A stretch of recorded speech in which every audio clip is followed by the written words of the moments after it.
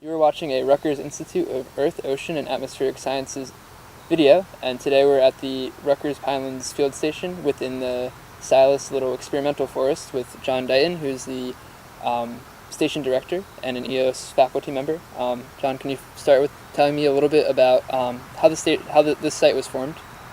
Well, the field station was here as a forest research station many years ago. It dates back to the 1950s. And Silas Little then left the field station when he retired in the late 1970s, and Rutgers took it over in the early 1980s. But we're in the Brendan Burn State Forest of the Pinelands Preserve, which is governed by the Pinelands Preservation Alliance, and that came into existence in the late 70s when a group of people decided to lobby the governor to put some protection on this area to limit building development and protection of the underground aquifers. And so that was set up by a group of scientists talking about what it needed, scientists and managers talking about what it needed to protect this area. And so they came up with a document called the Comprehensive Management Plan, Pinelands Comprehensive Management Plan, which outlines things like where you can build, where we want to protect sensitive areas, if you have a dwelling, how big it has to be, or what area of land it has to be for the septic outfall and things like that. Was there a specific, why did they choose this area in particular? Well, this is a unique system in New Jersey. It's glacial outwash sand, it's nutrient poor, it is the biggest intact forest in New Jersey. It occupies about a third of the area of the state. So it's unique in terms of some of the species that live here, in terms of the ecosystem it actually is, the way it behaves. It's a fire adapted system, so it's somewhat unique in the world as a forest as to how it operates. With that, can you tell me about some of the research and projects you have going on here? Okay, we've done a number of things. Since I came here 24 or so years ago, I came in as a soil ecologist and a mycologist, so I deal with below ground processes, looking at nutrient cycling underground, where nutrients are coming from, how they're being distributed, how the plants get hold of it. And from the fungal side, I'm mainly working on mycorrhiza, which are a symbiotic association between the plant roots and a fungus or group of fungi that help the plant to get hold of nutrients and water and things like that.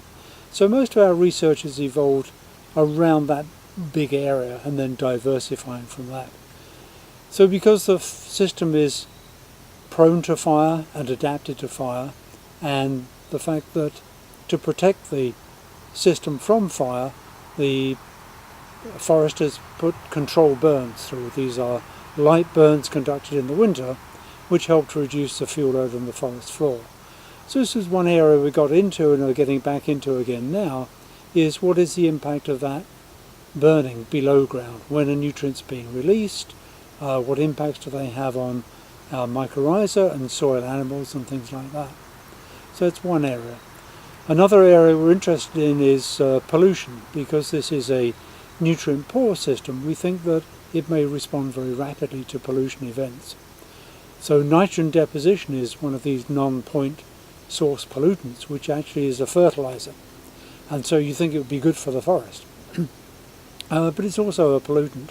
And so we were looking to see what impact that has. So we managed to select transect through the forest from low levels of deposition to higher levels of deposition, and look to see what changes would occur in soil nutrients as the nitrogen was added, and what changes were occurring in, say, the mycorrhizal community.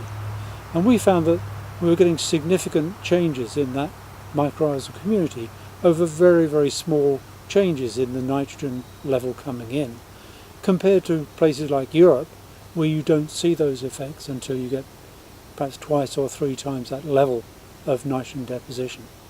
And we think that's because this system is so nutrient poor, any bit of nutrient coming into the system immediately makes a difference. We've also looked at things like mercury as another non-point source pollution, which is acting the other way. It's acting negative towards organisms. It's a poison. And we found there with the mycorrhiza, they were responding heavily to that mercury level, changing their community, changing their rates of growth, etc., in a detrimental way. When we looked at the same pollutant on fungi that are growing on leaf surfaces, we found absolutely no effect. And we think that's probably because fungi growing on leaf surfaces are already exposed to huge variations in wetness, dryness, temperature, UV radiation, etc., that another mere disturbance doesn't really make too much difference to them. Mm-hmm. When you talk about some of this research on like pollution and things like that, what kind of impact does that research have? Does it go on to affect, I guess, like local policy or things like that?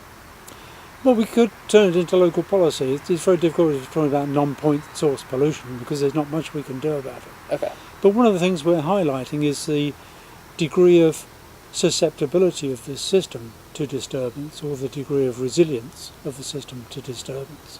Because in order to protect it, people are worried about disturbance factors and how they might be detrimental. Right. I also wanted to ask about how do you collaborate with some of the other Rutgers campuses, and along with that, do students get the chance to work here as well? Right, yeah.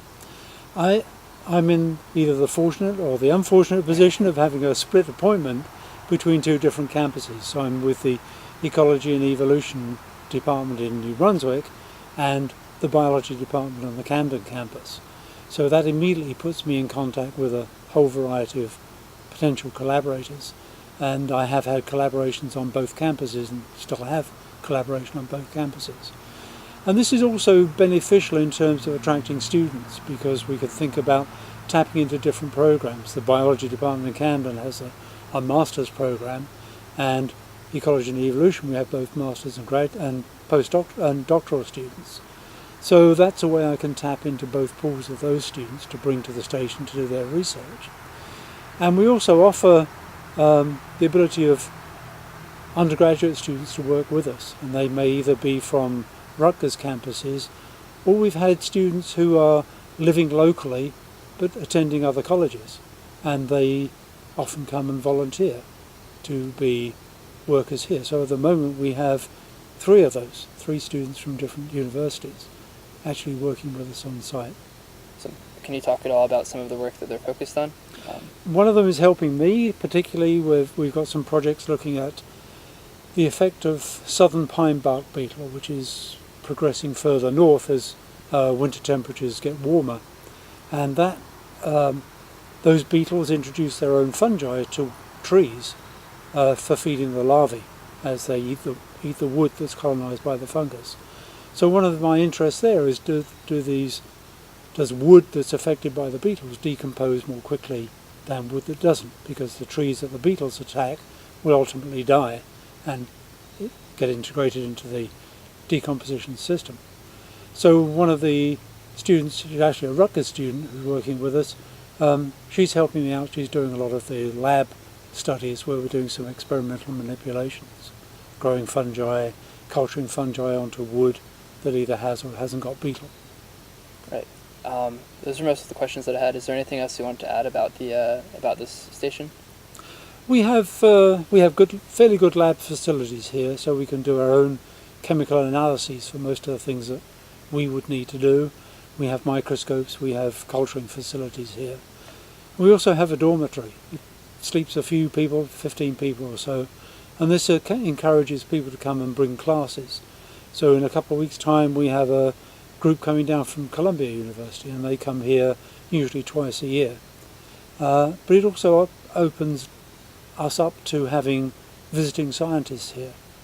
So we've had a number of visiting scientists doing their own research here, nothing to do with the things we're interested in, but at least they have a home to work from. They can use the dorm and they can use the lab.